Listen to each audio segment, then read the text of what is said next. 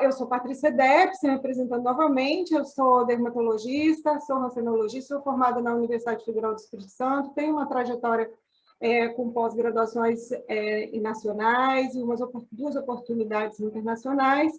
De fato, o que, na verdade, eu também trago muito para esse tema, né, que é a questão da paleopatologia, que eu vou mostrar para vocês. Eu sou rancenologista também, que é uma subespecialidade da medicina, e a hanseníase, eu vou trazer para vocês um pouquinho as questões em relação à epidemiologia, mas mais relacionada a números, né? Números não indicadores, mas os números principais, para vocês terem uma ideia dessa doença. Ela ainda é prevalente, é uma doença infecto-contagiosa crônica, de evolução lenta, causada por 2 agentes, que a gente vai estar falando aqui ao longo da explanação, e é uma doença que é tida como negligenciada, tropical negligenciada, no Brasil ela é endêmica e hiperendêmica em alguns locais. Mas, no total de casos novos detectados em todo o mundo no ano de 2019, que é o ano que precede a pandemia, né, a gente teve aí um total de casos novos, em torno da casa de um pouco mais de 200 mil casos novos detectados no mundo. E no primeiro ano da pandemia, em 2020, veja como esse número caiu bastante, mas é uma falsa queda, por conta do fechamento de muitas unidades de saúde pelo mundo todo e que os pacientes não tiveram acesso ao diagnóstico. Então, a gente tem uma queda muito grande e isso a gente vai ver que pode ter uma repercussão aí na próxima década. O Brasil, ele é o segundo país em número, né? O primeiro é a Índia e o segundo colocado é o Brasil, em termos de números de casos detectados. Então, a gente teve que aí, em 2019, ficou aproximadamente em torno de 30 mil casos novos e falseado em 2020, por conta também da pandemia, aí um pouco mais de 17 mil casos novos. Bom, esse para dar uma ideia no global, no mapa, né? Então, o Brasil ele tem uma distribuição desigual, ele está presente em todo o continente, em todo o país, tamanho continental, mas ainda é um país. Em todo o país, de forma heterogênea. A gente pode ver que a maior concentração dos casos de hanseníase, eles se encontram realmente na região central do Brasil hoje. E isso coincide um pouco com o que a gente vai estar falando, da presença também dos nossos tatus aí, que a gente vai falar ao longo dessa explanação. Mas aí, a nível mundo, a hanseníase está presente em mais de 100 países, como doença endêmica, já foi eliminada dos países europeus e de tantos outros países como uma doença autóctone, então existem casos notificados nesses países europeus, mas a maioria se deve a casos detectados em imigrantes, né? Então, a gente vê aí claramente que o Brasil, a Índia, a Indonésia são os países com o maior número de casos e que a gente vai focar um pouco mais nos casos do Brasil, claro, né? Eu devo lembrar, deixa eu voltar aqui a esse mapa, porque o tema que a gente vai discutir, que é, no caso da hanseníase e em relação ao tatu, eu devo lembrar que nós não temos tatus na Ásia e nem na África, nós temos tatus nas Américas. Então, prestem bem, né, a atenção para essa informação, para a gente poder desenvolver o tema com maior facilidade. Bom, mais uma vez, os casos notificados no Brasil, em torno de 30 mil casos novos em 2019. Nós temos aí um dado que é um pouco mais alarmante, que são os casos detectados em pessoas com menos de 15 anos de idade. Casos detectados em pessoas com menos de 15 anos de idade nos traduz como uma doença que está tendo uma transmissão ativa na comunidade. Isso porque a hanseníase tem um período de incubação que varia de 3 a 7 anos. Então, se eu tenho uma criança de 7 anos que foi diagnosticada com hanseníase, eu posso dizer que ela provavelmente adquiriu a doença em tenra idade e provavelmente da pessoa que toma conta dela ou no âmbito familiar. Então, isso indica uma transmissão ativa do ponto de vista epidemiológico. Um outro problema também, outro dado alarmante, é o que nós tivemos aí em 2019, em torno de 2.000 casos diagnosticados, em que a pessoa já se encontrava com um grau de incapacidade 2. Grau de incapacidade do tipo 2 já significa uma incapacidade permanente, que muitas vezes a gente não consegue reverter. Então, isso é um problema, e é um problema grave, porque essa pessoa vai ter aí, pode ter aí questões relacionadas com incapacidades laborais, problemas de, enfim, de ordens variadas. Também chama atenção para a questão dos casos não detectados no mundo todo. Existe uma preocupação com os casos não detectados. Tem gente que fala que é infecção latente, ou infecção, ou a hanseníase que está ainda de forma não diagnosticada, ou casos, enfim, a gente engloba isso tudo como casos não detectados, ou seja, o indivíduo tem a infecção, tem a doença, mas não foi diagnosticado. Então, esse é um problema também que vários autores chamam a atenção, porque a nível mundial foi estimado, essa estimativa feita por esses autores, vejam que não contava com uma pandemia no ano de 2020. Então, mas tem essa estimativa de 4 milhões de casos não detectados entre o ano 2000 e 2020. Então, é claro que a gente tem que contar aí com um número muito maior de casos que não foram detectados por conta desse fator pandemia de Covid-19.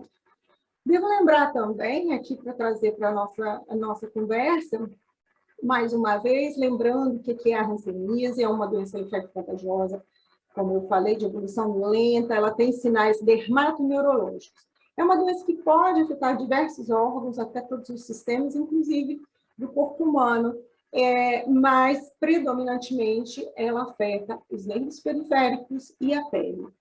Se fosse só a pele, não seria tão problemático, mas quando ela afeta nervos periféricos, aí sim eu posso ter, como eu disse antes, gerar problemas de ordem sensitivo-motora, com déficit motor importante, levando essa pessoa, às vezes, para uma incapacidade funcional. Então, isso gera, de fato, problema, além da dor intensa por conta da neuropatia periférica. Mas, após explicar um pouquinho sobre a doença, para quem nunca foi apresentado a hanseníase, eu também devo dizer dos determinantes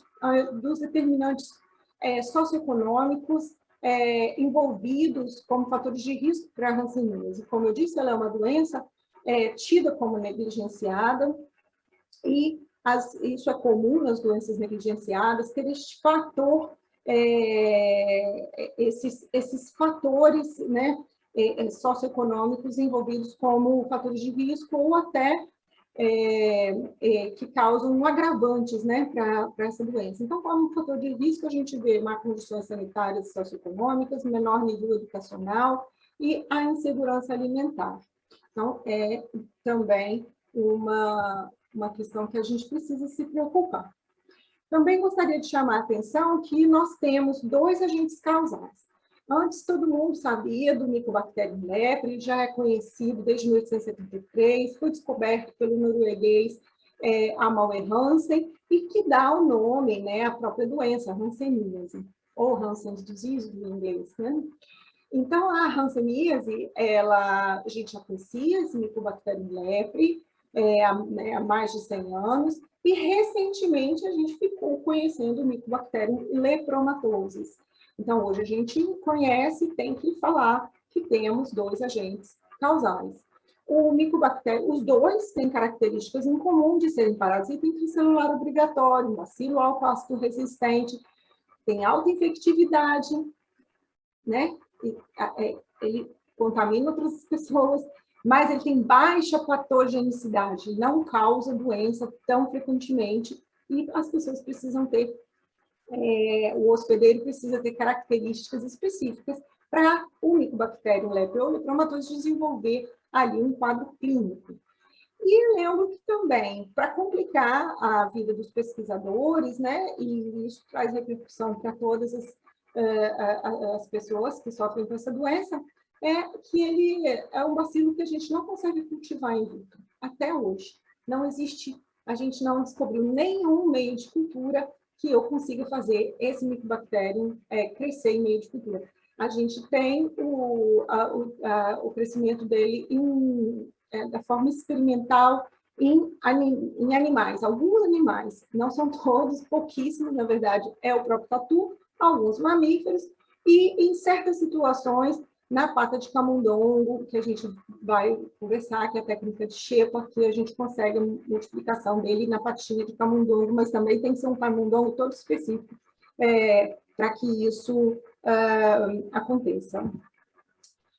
Também gostaria de trazer para vocês que esses dois, né, micro-organismos, que agora eu já vou começar a falar, né, dos dois, eles foram encontrados em alguns outros, além do ser humano, além dos tatus, também foram encontrados em outros animais, que eu vou trazer no final da apresentação, que a gente vai focar no tatu, que é a questão principal aqui, mas também foram encontrados no meio ambiente, né? na água, no solo, em alguns vegetais, e pelo mundo afora, certo? E em algumas situações ele foi identificado até como viável. Então, quando eu identifico ele no meio ambiente, mas lembrar que ele é um parasita intracelular obrigatório, então ele precisa sobreviver dentro de uma célula, de certa forma, para que ele continue viável.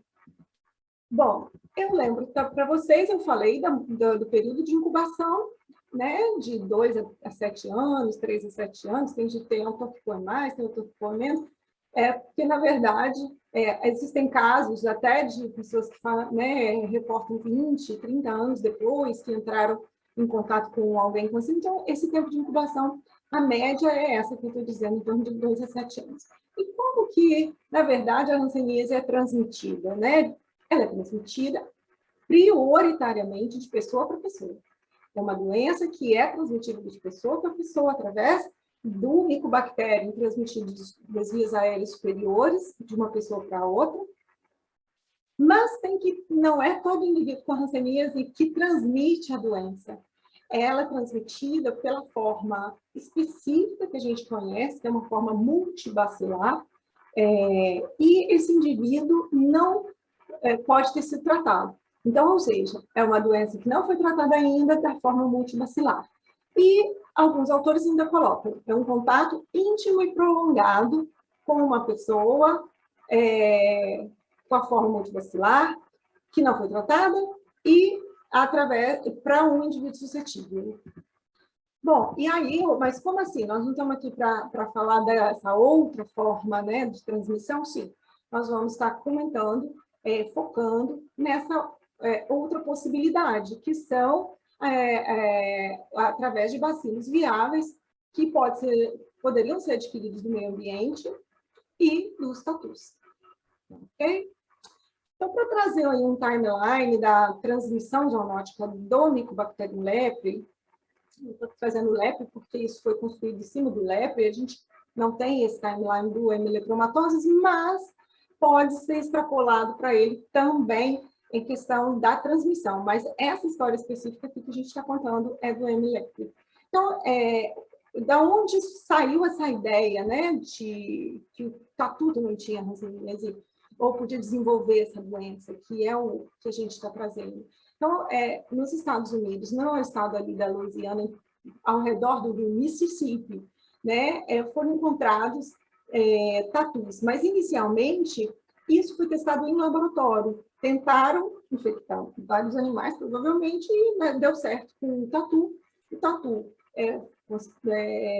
foi um animal que trouxe sucesso com uma infecção experimental, e isso foi relatado em 1971 com o Dasypus híbridos. Depois, um pouquinho depois, em 1975, outros autores também da mesma região, os colaboradores, eles relataram tatus de vida livre, né, selvagens, que foram capturados e identificados com a doença que eles, então, relataram como naturalmente infectados. Então, já é um outro passo, né? Então, já é uma outra dimensão.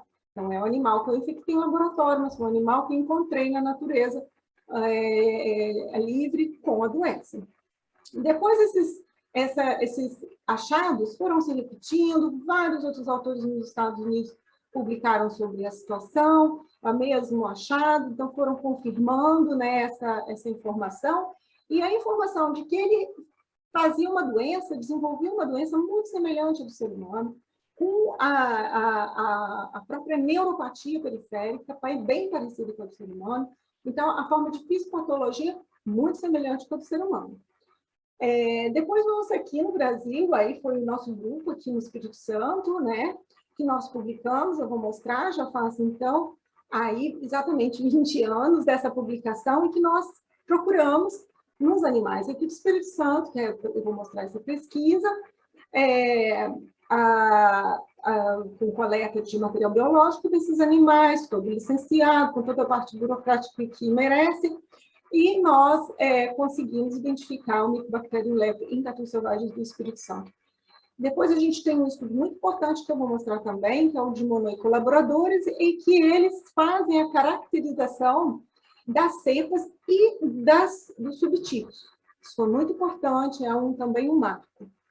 Depois, em 2008, a gente tem que alguns pesquisadores relatam que a presença, né, pessoas da Louisiana, da região do Mississippi, relatam contato de indivíduos com tatu e com hanseníase. E aí abre caminho para a gente fazer o mesmo aqui, que são os nossos estudos aqui de caso controle. 2011, Truman e colaboradores, eles fazem um estudo nos Estados Unidos muito interessante também, que identifica a mesma cepa e Sharma confirma. A mesma cepa no tatu, eles encontram nos seres humanos. Bom, então, o que os americanos contribuíram, né, para a gente, porque eles têm, né, uma estrutura melhor para a parte laboratorial, e isso adiantou bastante o nosso raciocínio aqui, é que os tatus podem estar contaminados naturalmente pelo Mycobacterium leprae, os tatus reproduzem a hanseníase de forma sistêmica e neurocutânea por infecção experimental. 3. O contato com tatus é fator de risco para desenvolver a hanseníase. E 4. Nos Estados Unidos, a hanseníase é considerada uma zoonose. Isso, eles estabeleceram uma região aí dos Estados Unidos que fizeram um mapeamento, identificaram esses locais, então fizeram um trabalho bem interessante, e veja que na página do Center for Disease Control and Prevention, que é o CDC, de Atlanta, bem conhecido aí, usamos bastante também para referências em Covid, enfim, para doenças infecciosas, eles têm uma página em que traz uma informação importante e que diz que, por razões de saúde em geral, você deve evitar o contato com os tatus sempre que possível. Então, ele traz essa informação, o que já ajuda bastante as pessoas lá a se orientarem em questão se sim ou se não. Na dúvida, eles colocam já essa informação no site. Então, é claro que a gente tem aí uma possibilidade, que é a questão da zoonose, né? Então, zoonose é uma doença infecciosa na qual o mesmo agente etiológico causa doença no homem e em animais vertebrados. É uma explicação muito simples, muito básica para vocês aqui, provavelmente já tem isso daí bem trabalhado, mas mais de 200 doenças, né, muito mais, doenças transmissíveis, né, elas se enquadram nessa definição de zoonose, que é uma definição simples proposta pela OMS. São várias doenças e bem conhecidas aqui no Brasil. Mas e a hanseníase? Ela poderia estar encaixada em qual tipo de zoonoses? Isso não tem ainda bem definido, ninguém está estipulando, isso aí a gente está trazendo aqui para vocês, né? Mas dessas classificações quanto à zoonose, eu acredito que fique aí mesmo uma zooantroponose, que são essas doenças perpetuadas pela transmissão entre seres humanos, podendo eventualmente acometer animais. É uma possibilidade.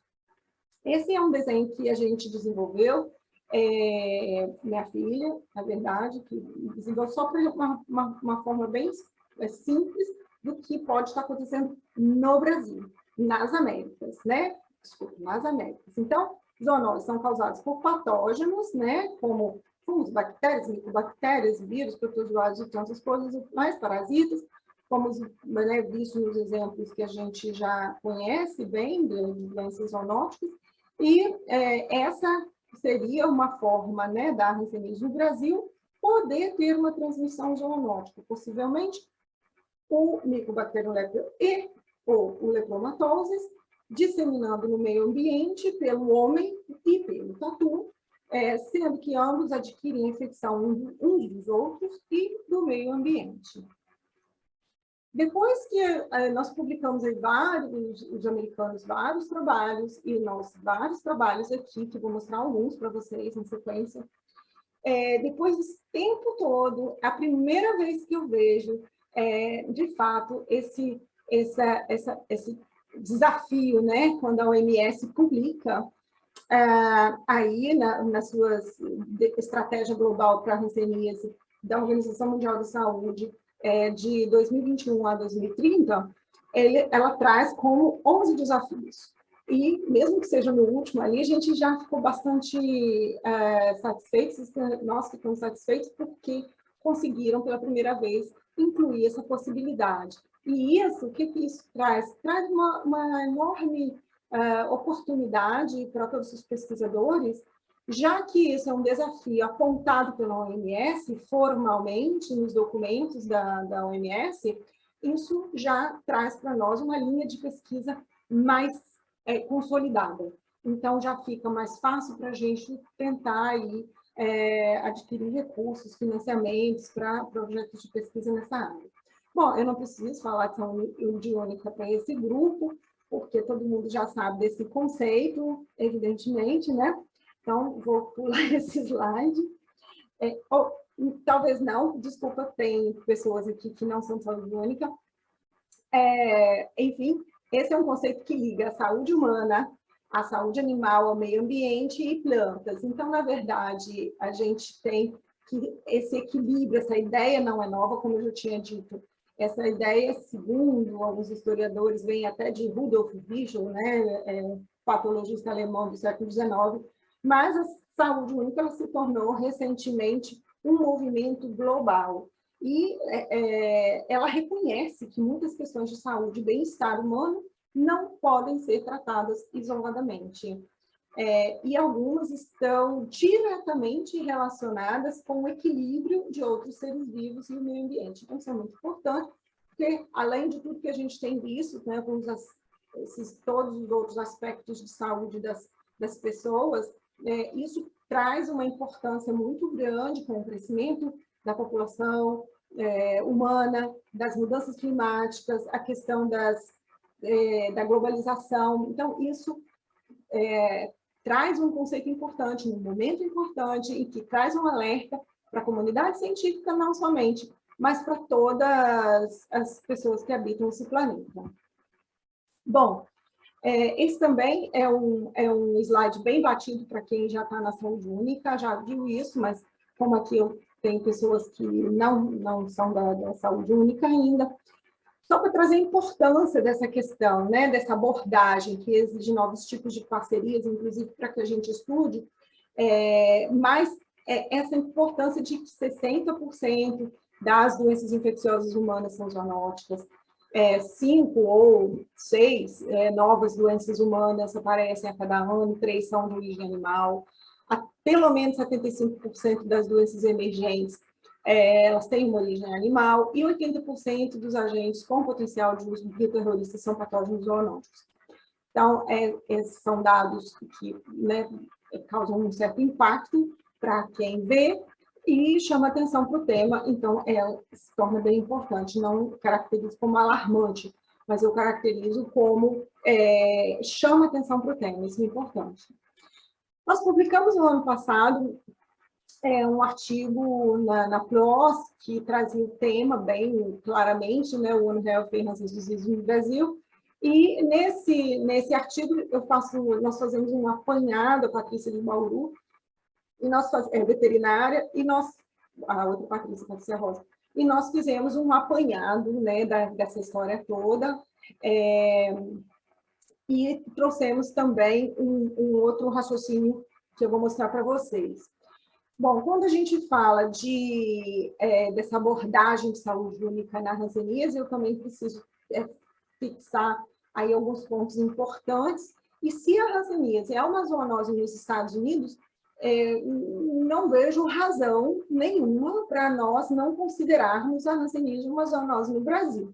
Aliás, vocês aqui desse grupo que são bem conhecedores do tema, gostaria de ouvir depois a opinião de vocês. Já que os componentes de definição de zoonose estão bem presentes e bem caracterizados, né? Os tatus, principalmente, nós vamos ver uma espécie, o Dasypus novencinus, que é o tatu de 9 bandas, os hominíneos, né? Não são hominíneos, que somos nós, nossa espécie, sapiens sapiens, e o micro-organismo, Hemilepra ou Leptomatoses. Então, apesar do ambiente não ser exatamente o mesmo, eu digo que tatus, hominíneos e micro-organismo, sim, estão presentes em ambos lugares. Esse aqui foi um desenho também que nós desenvolvemos aqui, né? E daí mostra também essa questão dos 3 pilares, né, da zoonose que precisam ser caracterizados, e aí vem não precisa de muito estudo filogenético ou muito estudo de paleopatologia para a gente ter ideia de quem chegou primeiro, como é que pode ter sido, quem infectou quem primeiro, né?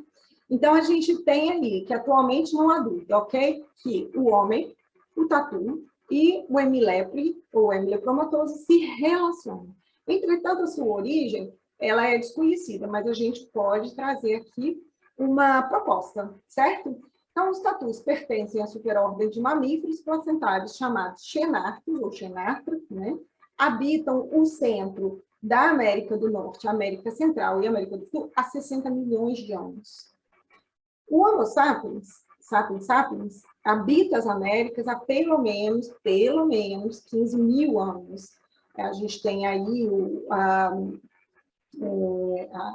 povo de Luzia, ali de Água Santa, né, em Minas Gerais, mas também tem umas evidências na América do Norte que poderiam datar aí 50 mil anos. Mas, ok, vamos pegar o nosso dado, né, 15, 20 mil anos. Então, já estava milhões de anos, os hominíneos em torno de 15, 20 mil anos, e possivelmente o último a chegar no continente americano foi o micro-organismo patogênico, o Mycobacterium lepromatoses, porque o primeiro caso de hanseníase que a gente tem identificado no Brasil, aí a gente conta com as informações dos historiadores, foi identificado no estado do Rio de Janeiro por meados de 1600.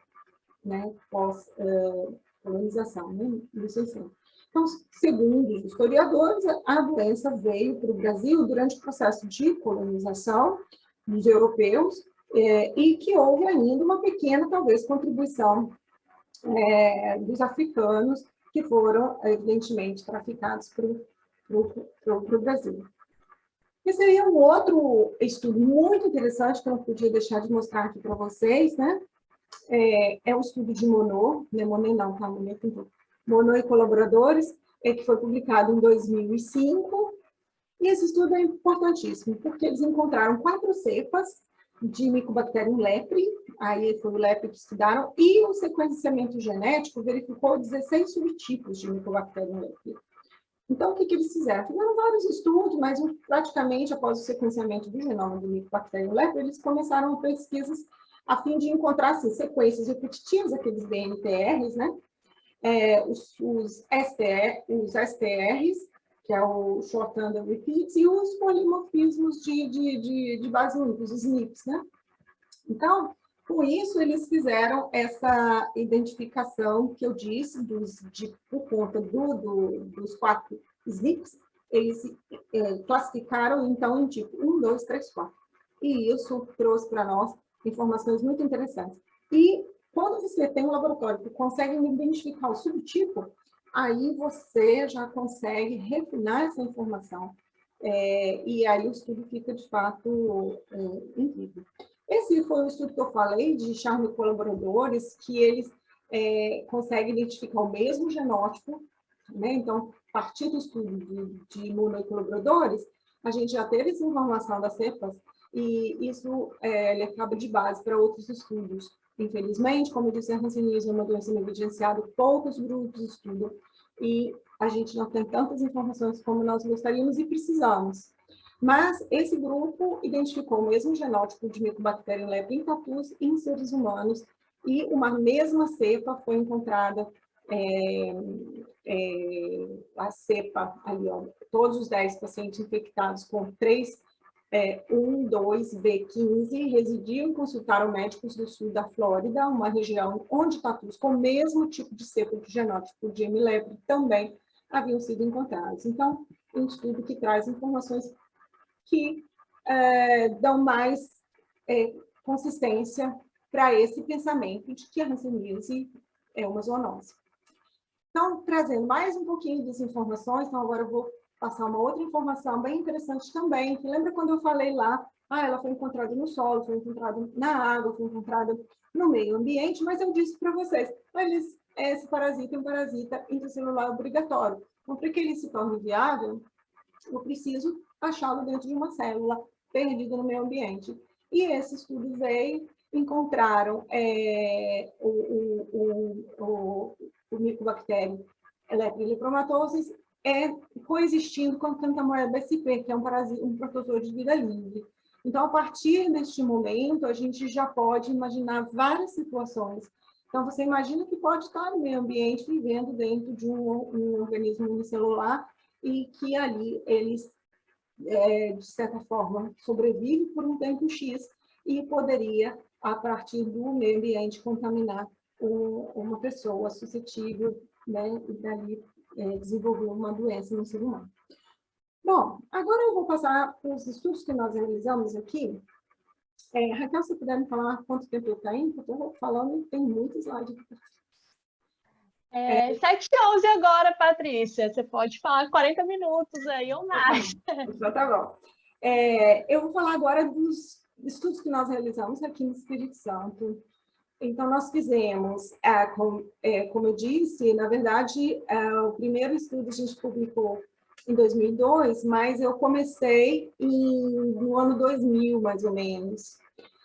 A licença, eu dei entrada antes, a solicitação, então, enfim, nessa época.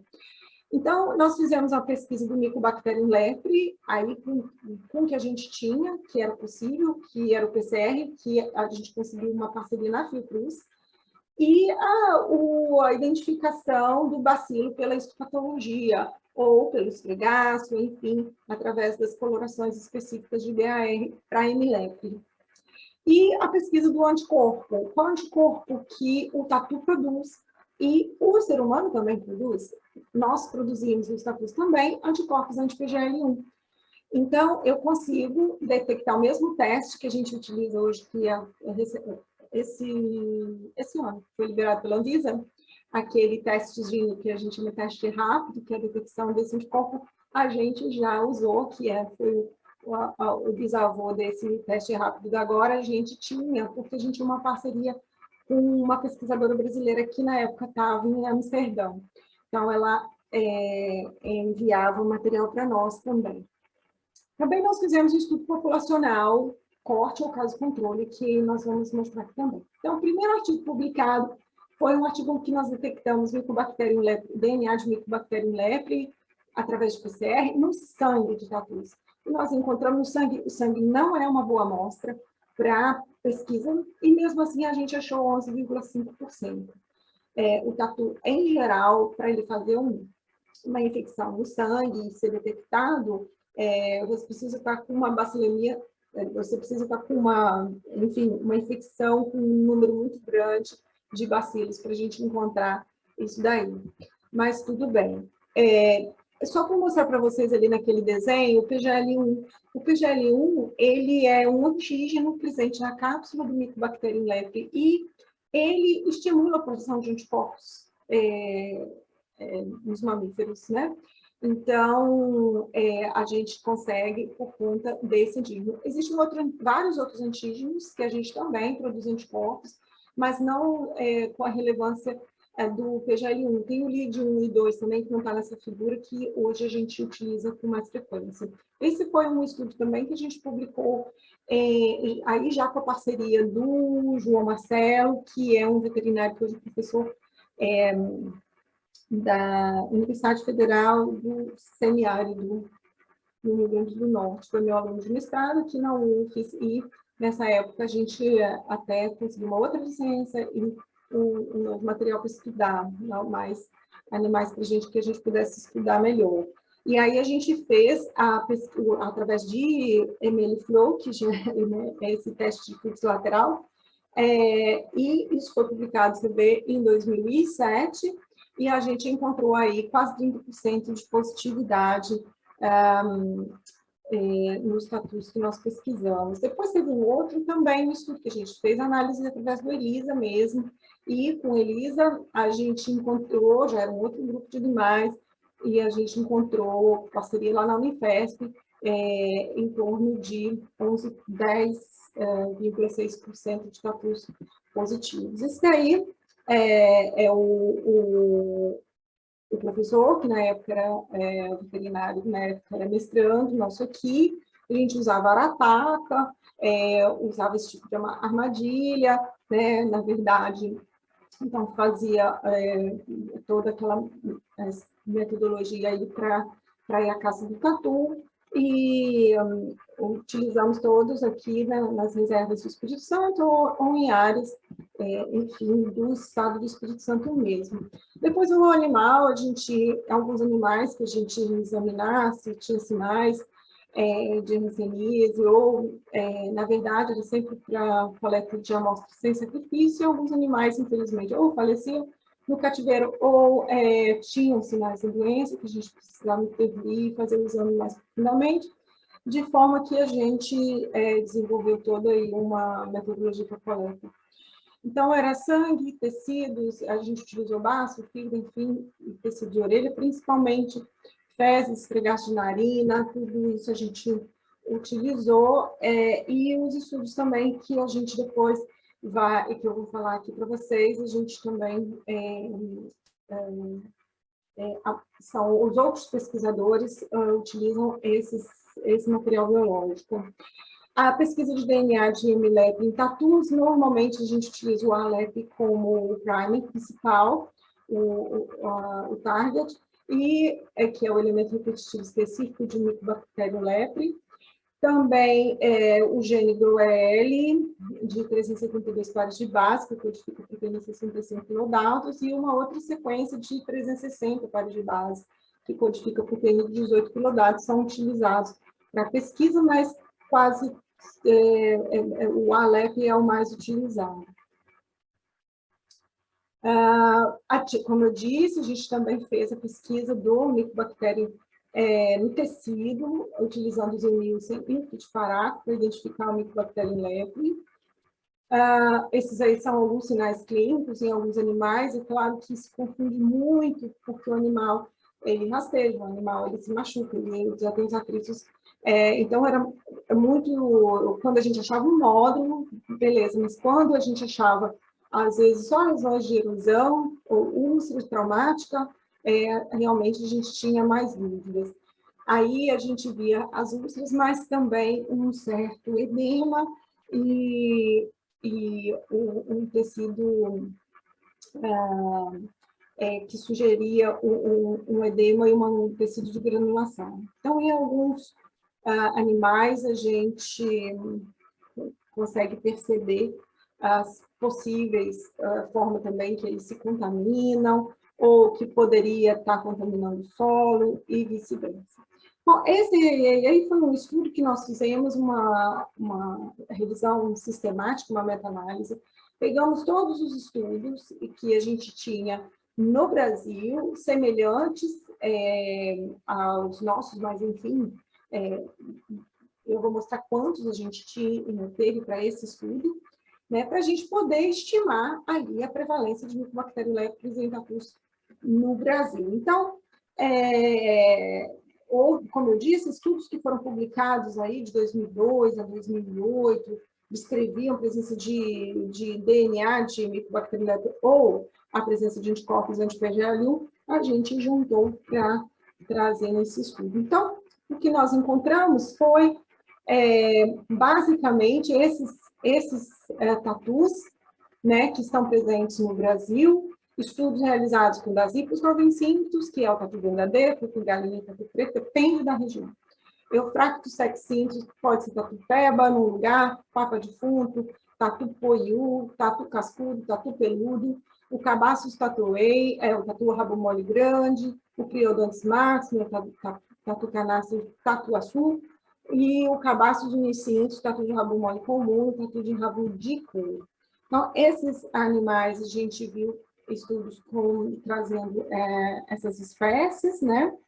E, bom, e aí nós unimos praticamente 10 autores, ali os 3 primeiros, na verdade 7, porque repete ali a gente, mas 10 estudos, né? Então, essa prevalência média de Mycobacterium leprae em estudos realizados até o momento dessa publicação é equivalente como se 1 em cada 10 tatus infectados fossem infectados pelo Mycobacterium leprae. Mas, esse mas é importante, devo lembrar que basta olhar ali, 3 estudos encontraram 0 tatus infectados, um estudo descobriu que todos os tatus que estavam capturados estavam infectados. Então, essa variação, ela pode ser consistente com os tamanhos relativamente pequenos dos estudos. Mas também é possível que existam diferenças reais na prevalência da infecção pelo Mycobacterium leprae entre populações de tatus em diferentes partes do Brasil. Mas eu lembro que todos utilizaram o método para detectar, né, de biologia molecular, para detectar DNA de Mycobacterium leprae, que é um método altamente sensível, certo? Bom, essa outra análise é para a gente avaliar a espécie. Então, a gente viu que realmente Dasipus novencímicos foi a espécie mais estudada e como que era a infecção nessa espécie. Nessa espécie, o percentual de animais infectados também está aí na casa dos 10%. Por tipo de tecido, é bem interessante também a gente ver por tipo de tecido, então dá para ver claramente que o cérebro mostrou-se bem mais positivo, mas eu devo lembrar que o cérebro é difícil da gente conseguir a amostra, né? Evidentemente pela localização anatômica. E a gente, enfim, traz essas outras informações dos outros estudos também, diferenciado por tipo de tecido, tá? Nesse artigo que a gente publicou.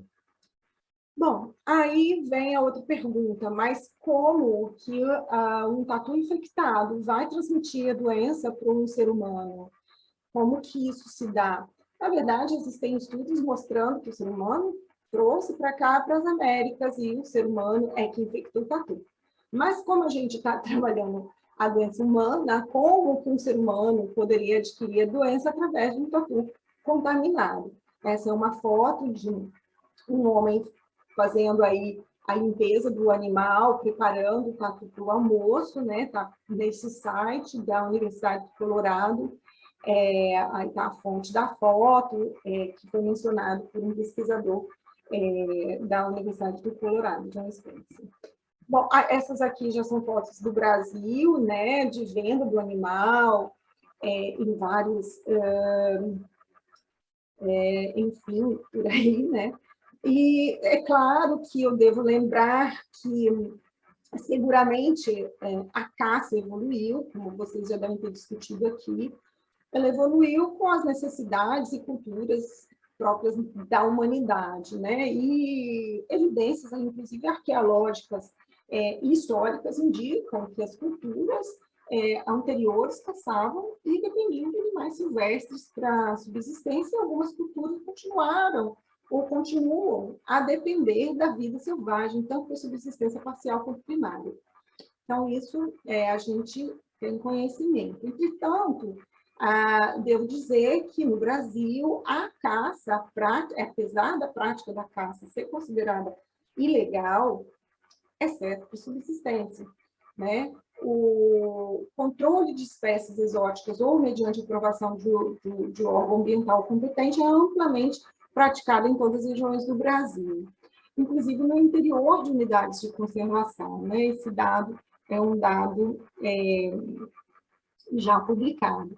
Estima-se que na Amazônia, somente na área rural, cerca de 1 milhão de toneladas de carne de caça sejam consumidas anualmente.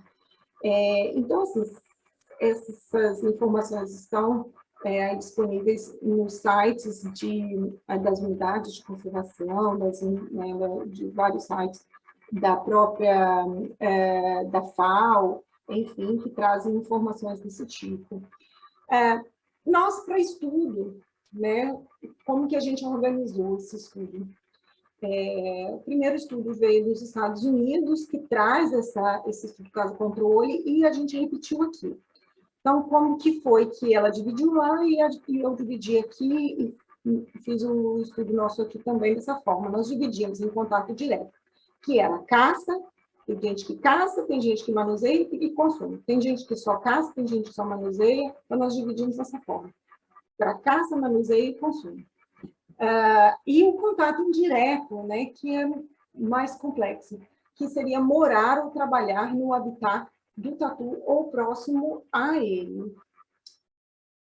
Bom, esse daí foi o nosso, vamos dizer, o primeiro estudo, até antes mesmo da pesquisa com os animais, que foi um estudo que eu realizei com várias dermatologistas e com uma estaticista daqui do Espírito Santo, e que nós fomos lá à Hospital Colônia, na época aqui, em Cariacica, e as pessoas que estavam lá, todas já foram tratadas, né? Eram pessoas que foram internadas compulsoriamente naquela instituição, no Hospital Colônia, foram pessoas afetadas pela hanseníase curadas, mas moravam lá ainda.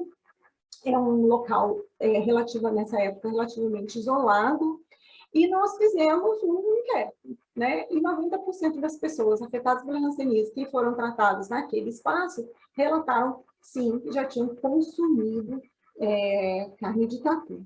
Então, esse foi um primeiro estudo. Depois, nós nos organizamos melhor e fizemos um estudo caso controle, né? Publicado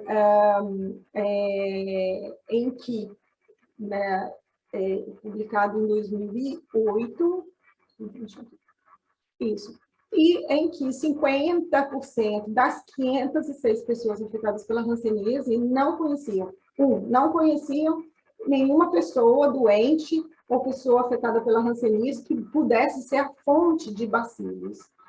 E, então, esse dado também foi um dado muito importante. E esse tipo de estudo caso-controle, também a gente evidenciou que 68% das pessoas afetadas pela hanseníase, assim como 48% dos controles, relatavam contato direto com tatus. E essa diferença foi estatisticamente significante, trazendo aí para nós um risco, né, um odds ratio de 2, para risco da pessoa que consome carne de tatu e hanseníase, assim, comparado com quem não tinha consumido. Então, esse outro estudo que nós fizemos, que foi uma revisão sistemática de uma meta-análise, mas aí nós juntamos todos os estudos de caso-controle para avaliar a questão relacionada do contato da comunidade com o tatu. Então, nós pegamos, vamos ver quantos estudos a gente conseguiu achar na época. Não foram muitos, na verdade, nós conseguimos 9 estudos, sendo que eram os estudos... Alguém está riscando, Raquel? Juliane, deixa eu ver. Não é aqui mesmo. Bom, nós conseguimos somente 9 estudos, veja que como a gente carece de estudos nessa área, e nós conseguimos os estudos dos Estados Unidos, do Brasil e da Colômbia. E aí nós conseguimos, com o resultado, né, mostrar que o contato direto com tatus selvagens está fortemente associado a um aumento do risco de hanseníase. E viver e trabalhar em áreas habitadas por tatus carregam um certo risco, mas a evidência é mais fraca. E nós fizemos depois uma outra análise interessante, que é dividimos em país endêmico e não endêmico. Por quê? País endêmico, a maior chance que você tem de adquirir a doença é através de uma outra pessoa com a doença, concorda?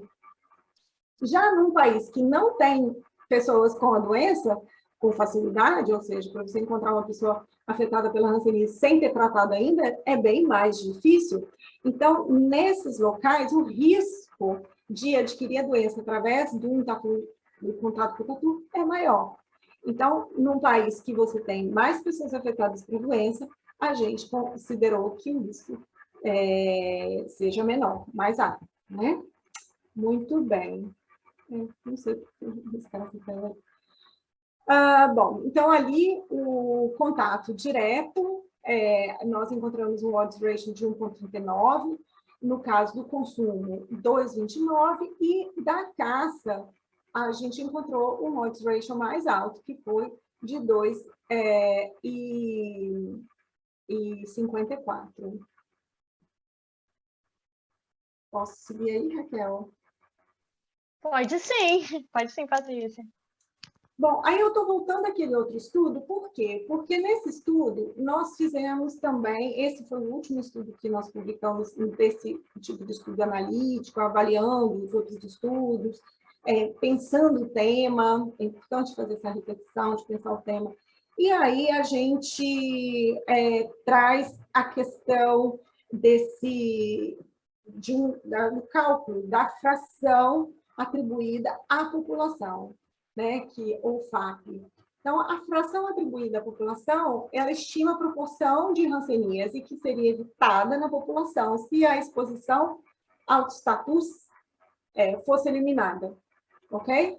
E a fração atribuída à população, ela fornece uma perspectiva para ações de prevenção de doenças, considerando o risco de doença em indivíduos expostos e a prevalência da exposição naquela população. Então, é claro que se é uma população que não tem tatu por perto, esse risco inexiste ou é próxima de zero. Então, a gente fez esse cálculo utilizando metodologias da epidemiologia translacional e utilizando o quê? Os 3 estudos caso-controle no Brasil. Então, a gente utilizou esses estudos, retirou desses estudos as informações que precisávamos e fizemos um cálculo inicial. É claro que você fala, 3 estudos, isso é muito pouco. É verdade, são poucos, mas é o que a gente podia, no momento, fazer.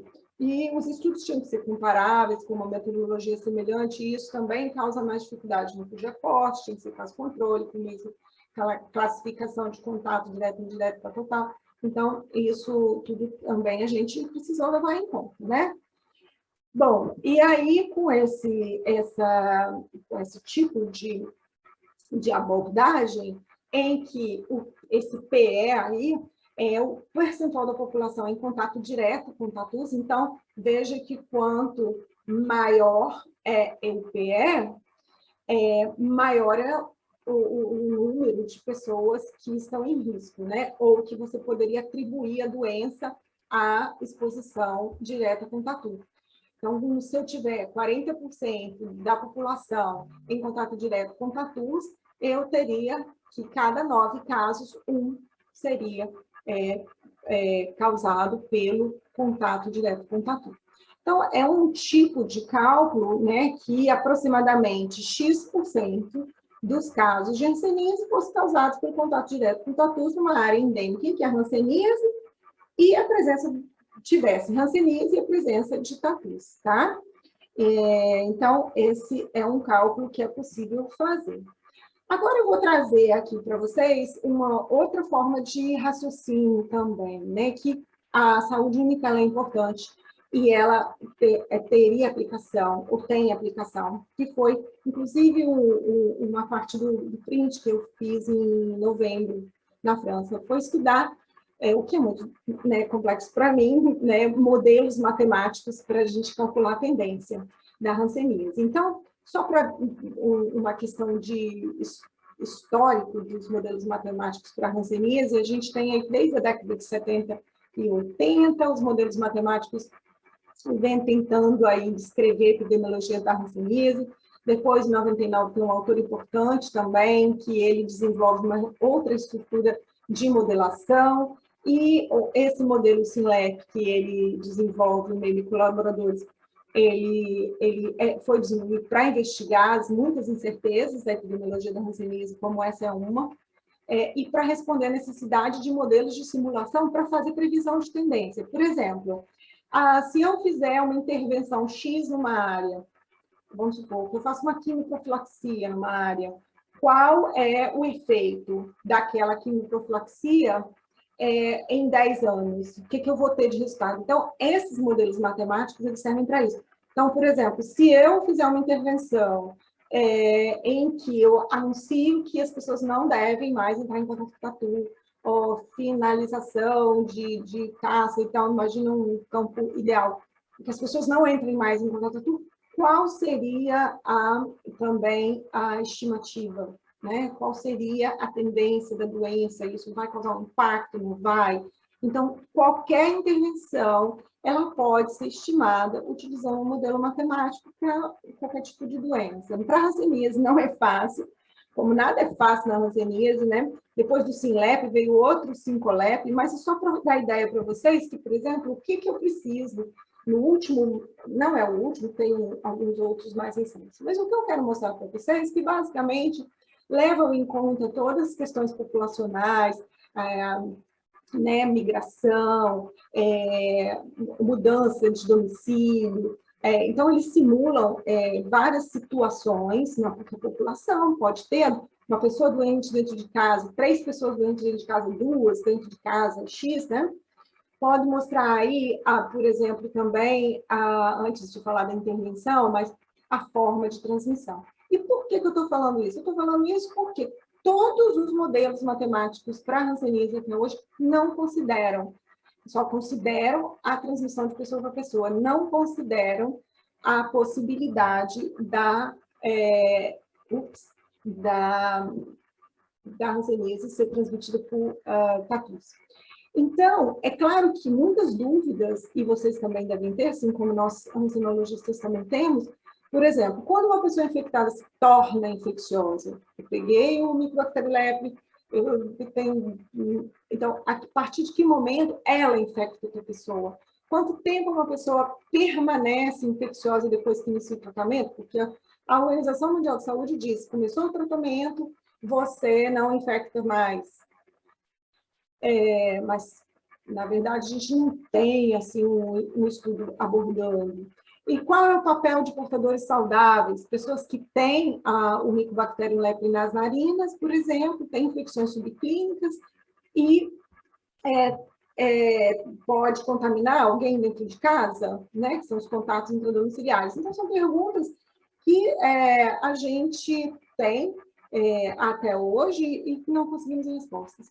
Então, na verdade, eu que dei esse nome, né, Trend Hans, esperando um matemático e alguém que consiga fazer esse modelo, claro, né, estou pensando nele, que pode ser elaborado com base na transmissão da hanseníase, considerando as fontes humanas e não humanas, do Mycobacterium leprae e do Leishmaniasis no Brasil. E aí, eu peguei o mesmo, por exemplo, do SYNCOLEP, que é bem utilizado, e jogo ali também um outro fator, não só de pessoa para pessoa, mas dos reservatórios ambientais, que são variados. E para eu saber esse reservatório ambiental, eu preciso saber a distribuição dos tatus, né, de onde eles estão, qual a concentração, e existem vários estudos aí, por isso que é bacana da saúde única também, essa questão da multiprofissionalidade, né, que você precisa de informações de várias outras áreas para a gente conseguir chegar em algumas informações interessantes que possam ajudar as pessoas. E esse daí, por exemplo, imagina, né, distribuição de 929 locais de ocorrência de 10 espécies de tatus que ocorrem nos 6 biomas brasileiros, mas esse estudo é muito antigo, né? Então, a gente teria que fazer uma interposição, porque nesse daí de 2006, a gente vê que parece que os tatus estão mais lá na pontinha do Nordeste e nem tanto no Centro-Oeste, quanto a gente tem então, mais a doença hoje. Mas esse estudo é de 2006. Então, a gente tem aí como que é a distribuição da hanseníase no território nacional. Então, a gente precisa fazer isso de forma mais atualizada. Bom, então, essa é uma parte do modelo matemático que eu queria trazer.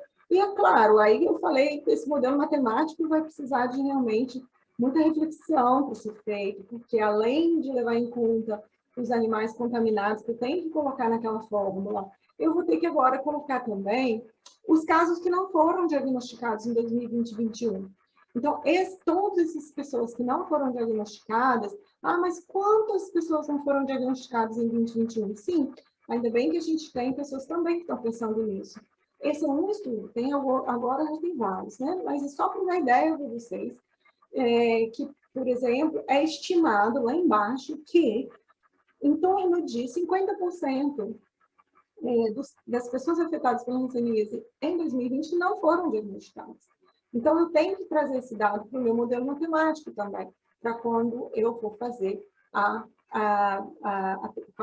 o cálculo da tendência. E eu lembro que, como é uma doença de evolução lenta, e ela transmite e vai desenvolver a doença num indivíduo suscetível, que vai demorar de 3 a 7 anos, a nossa ideia é que nesta década, né, essas pessoas, então a gente talvez tenha aí um aumento de número de casos daqui a 7 anos, né, que é o provável que aconteça. Então, a gente precisa de muitas ações para que a gente chegue aí nos resultados bons e que faça um enfrentamento adequado a essa epidemia. Lembrando só a questão das doenças tropicais, né? A hanseníase é considerada uma doença tropical negligenciada. Como eu disse, são consideradas doenças tropicais negligenciadas. Por quê? Porque não recebem a devida atenção do atendimento médico, no desenvolvimento de medicamentos, de métodos diagnósticos e nas condições sociais de vida das populações. Então, conforme os dados da OMS, este grupo diverso, né, de doenças, em torno de 150, dos 150 países, né, que são classificados como tropicais e subtropicais, e afeta as doenças tropicais negligenciadas, estimado a afetar em torno de 1 bilhão de pessoas. Então, é uma situação que nós precisamos pensar. Bom, mas aí como vai ser, então, a abordagem de saúde única, se eu for falar de política pública de saúde? Né? A gente vai ter que sair do laboratório, sair do campo e pensar, ok, o que deveria ser feito? A gente tem algumas sugestões, né? Então, assim, é possível teorizar, é razoável teorizar que o Mycobacterium leprae foi trazido da Europa para o Brasil, que esses micro-organismos contaminam o solo, água, vegetação, consequentemente infectam os tatus. Os tatus são animais muito suscetíveis à infecção, muito, né? Abrigando, multiplicando patógeno em seu corpo e se transformando em fonte ambiental do bacilo para os seres humanos. Então, é claro que, eventualmente, quando o homem entra em contato direto com um animal contaminado, como a gente viu, oferece um risco e pode infectar e desenvolver a hanseníase. Com base nessa informação, já seria suficiente para a gente propor ações. Então, se eu digo que uma proporção de pessoas, apesar de eu não conhecer qual é a proporção exata de pessoas afetadas pela hanseníase que seja atribuível ao contato ou consumo de tatus, a gente não conhece. Mas existe, né? Então, como a gente diz, pode ser até que seja uma pequena proporção e os tatus podem ser apenas parte de um que a gente chama de pool ambiental de Mycobacterium leprae. Pode, mas isso pode ter consequências para o controle e o eventual eliminação da hanseníase. É claro que a gente entende, quando fala de zoonose e eliminação de uma doença e a doença é zoonótica, você pensa, nossa, mas se eu vou ter um bacilo no meio ambiente, que ele fique lá, né? Eu não tenho como erradicar o bacilo, eliminar esse micro-organismo do meio ambiente. Então, na verdade, falar em eliminação da hanseníase, eu acho que a gente teria que avaliar. Entretanto, parece muito sensato adotar o princípio da precaução, que é a gente fazer recomendações, né, e que sejam incorporadas nas diretrizes nacionais para o enfrentamento da hanseníase, sim, assim como o CDC fez, protegendo os seres humanos e os animais em perigo. Também trabalhar a questão da comunicação em saúde pública com as comunidades afetadas e as organizações da hanseníase. Isso é muito importante. Teoricamente, a gente acabaria aqui. Mas vocês vão falar assim, uai, mas eu quero saber uma coisa ali que não foi falada. Sim, tem alguns outros animais, né, que as revistas têm publicado e vocês poderiam estar na lista de perguntas aí. Sim, eu vou falar que existe o esquilo vermelho, ou o Red Squirrel da Escócia, ou das Ilhas Britânicas, que foram encontrados com a infecção. Isso foi uma publicação de 2016. Muito interessante. Depois, uma publicação de 2019, em que esse grupo, um grupo enorme, eles pegaram esquilos de vários lugares. Olha bem de onde eles pegaram muitos esquilos. Então, na verdade, eles examinaram esquilos do México, tá aí, do Reino Unido, da França, Alemanha, Portugal, Espanha, Itália, né? Então, fizeram várias espécies, inclusive, de animais, e com esse estudo todo, eles não encontraram nenhum esquilo dessas espécies listadas infectado pelo Mycobacterium leprae nem lepromatoses. Isso, artigo publicado agora em 2019. Essa publicação também é nossa. Nós fizemos só uma análise do Mycobacterium lepromatoses e juntamos algumas informações interessantes para vocês, porque vocês podem perguntar, mas e aí, não tem ninguém estudando lepromatoses? Quase ninguém. Mas a gente tem uma que a gente conseguiu apurar, né, nessa revisão, que foi publicada recentemente. A gente vê aí estudos com Mycobacterium leprae, lepromatoses, e pesquisas em vários locais, e que a gente quase não encontra o Mycobacterium lepromatoses em quase nada. Então, ainda são pouquíssimos laboratórios no mundo que conseguem detectar o Mycobacterium lepromatoses. Então, na verdade, a gente tem aí mais tatus mesmo identificados com o Mycobacterium lepromatoses. Mas, se vocês ainda não estiverem, ainda perguntarem, mas e aquele chimpanzé do ano passado? Tá ele aí, né? Foi finalmente publicado, porque estava num preprint, e aí foi finalmente publicado, e super bem publicado na Nature. Foi um animal que foi encontrado, porque, na verdade, alguns primatas foram encontrados com a doença semelhante, os nódulos e a neuropatia periférica da hanseníase. Esse animal também foi um chimpanzé. Ele foi encontrado dessa forma numa reserva na Costa do Marfim, certo? E foi um animal que foi muito bem estudado, ele é uma reserva, e parece que foi só este animal. Então, quando a gente encontra os animais, quando a gente encontra, mas qual é a importância epidemiológica de você encontrar, aí eu vou falar mais do esquilo, né? Qual a importância epidemiológica do esquilo?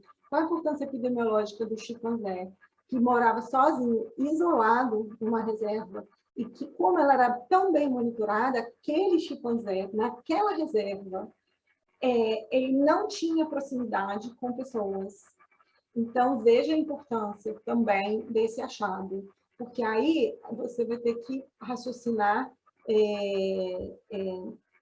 né, de forma mais ampla para entender como esse animal se efetua. De qualquer forma, eu vou trazer um outro dado aqui para vocês, só para a gente finalizar, que é uma ciência que eu gosto muito, eu sou paleopatologista também, que é a questão da paleopatologia. Então, esse aí é uma nova abordagem de saúde única, que vocês devem considerar, todos isso aqui que trabalham com saúde única, a questão da paleopatologia. Por quê? Porque eu vou trabalhar, veja que aí você consegue rastrear, vamos dizer assim, um micobacterioléptico zoonótico, uma infecção zoonótica, através do tempo. E por que eles colocaram aquele esquilinho ali na fotografia? Então, eu teria que ter a zooarqueologia, a paleopatologia, que é bem desenvolvida, a zooarqueologia também, a gente só tem que ligar os pontinhos, né? Então, como que eu consigo saber se uma doença existia numa civilização antiga? Ou eu vou encontrar achado no esqueleto, né? Ou eu vou encontrar um registro escrito, né? Alguém que escreveu, uma civilização que não seja ágrafa, uma civilização que consiga deixar coisas escritas e que a gente consiga ler, né? Ou através de iconografia, ou seja, desenhos, esculturas. Eu participei de alguns estudos assim, tem algumas publicações de estatuetas reportando doenças antigas, civilizações antigas. Então, aqui, só para dizer para vocês que, por exemplo, tem um grupo, tão interessante isso, tem um grupo que está estudando a importância do esquilo na hanseníase na Idade Média da Europa. Por quê? Porque o que acontecia? Eles utilizavam o esquilo na alimentação? Aparentemente, tem registros que sim, outros que não, mas não seria através da alimentação, mas do manuseio e da utilização de vestuários. Então, essa utilização do animal, parece que para fazer um capote lá, um sobretudo de pelo, né, de pele, utilizavam em torno de 300 esquilos, uma coisa assim, um número, sei lá, daí para mais, eu não sei números, mas assim, um número absurdo de animais. E utilização desse pelo, desse couro, enfim, do animal ali para o vestuário, talvez fosse uma fonte da infecção para os seres humanos através da utilização desse animal. Então, existem pesquisas que estão pensando nesse sentido também, né? Porque a gente viu outras reflexões, né? Por que a hanseníase desapareceu no final da Idade Média na Europa. Então, a gente utiliza a paleopatologia também. Então, na verdade, aí é só para mostrar que a gente pode utilizar de várias ciências nesse raciocínio da saúde única. A paleopatologia, ela deixa sinais claros nos ossos dos seres humanos e provavelmente dos mamíferos, embora a gente não tenha esse estudo perfeito. Isso aí foi uma participação, não, isso aí foi um estudo que eu fiz nele, lá nas catacumbas de Paris, procurando aí entre 6 milhões de esqueletos, examinei 1.500 crânios, sinais clínicos, paleopatológicos da hanseníase nos crânios de lá. E depois a gente utilizou esse termo síndrome rinomaxilar em pessoas que não era utilizado, era um termo só da paleopatologia, e aí a gente consegue fazer esse link lá com o ser humano. Então, bom, era isso que eu tinha que trazer para vocês. O tema é vasto. Eu agradeço muito o tempo aqui para falar. Sei que tem muita coisa, muita informação. E estamos aí. Se alguém tiver alguma pergunta, que eu possa responder.